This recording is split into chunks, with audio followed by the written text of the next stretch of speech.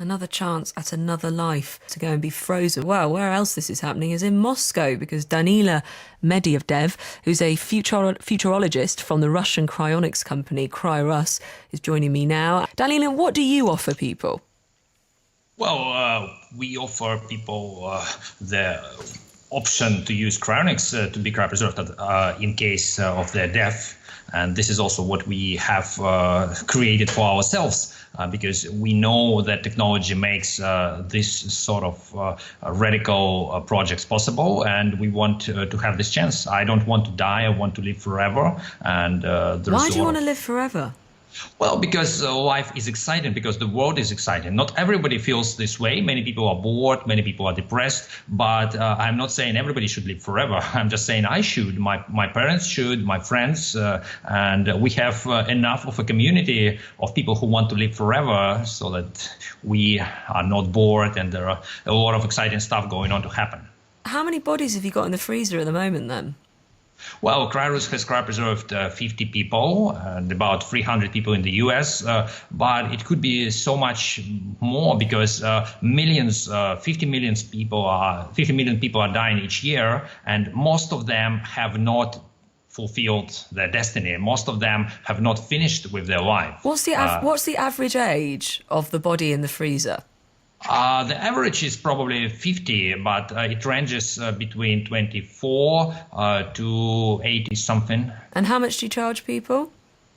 We charge people starting from $12,000 for neuropreservation. That's the full price. But there are also ways to pay.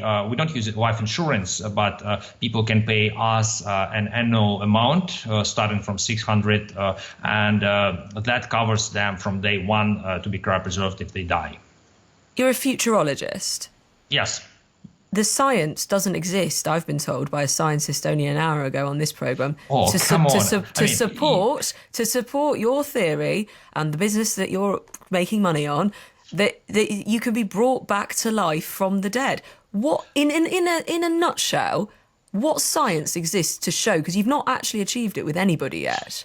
Well, I mean, you are in the UK and it's worldwide. There is a joke about the British scientists. Look it up. Oh, is there? Go on. Yeah, actually, when somebody says British scientists and then have invented or have come up with something, it's usually going to be a lot of bullshit. Whoa, okay. At least in Russia. Hang on a minute. In Russia, there is a joke. American scientists. I'm so sorry. Normal. We can't say that word live on the radio like that. So okay, let me apologise for you.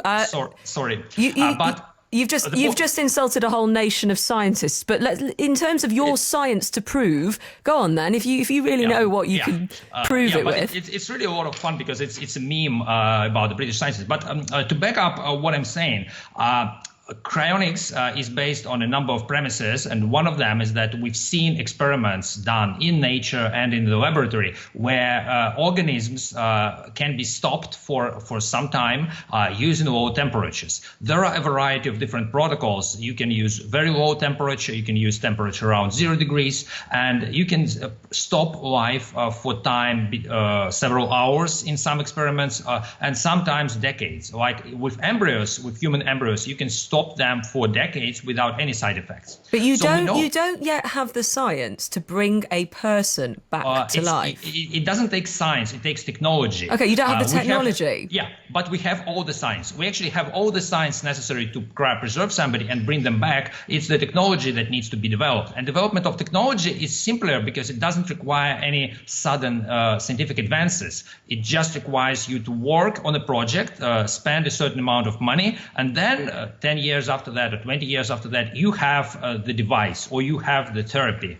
And that's what we are working on using the small resources that we have. And that's also what the medical development, medical engineers and scientists in the world are working on. They are working on ways to transplant heads to new bodies. That's one direction. They're working to grow new bodies and new organs. That's another direction. And they're also working on molecular nanotechnology so that we can repair damaged inside cells. And of course, the epigenetic programming, so that we can turn an old person into a young person, that's another direction. So once you combine all that together, and it might take 50 years or 100 years, then you will be able to take a chronic patient and bring him or her back to life. You do sound like you're going to be in the freezer for a long time, but what do I know? I'm just a British radio presenter.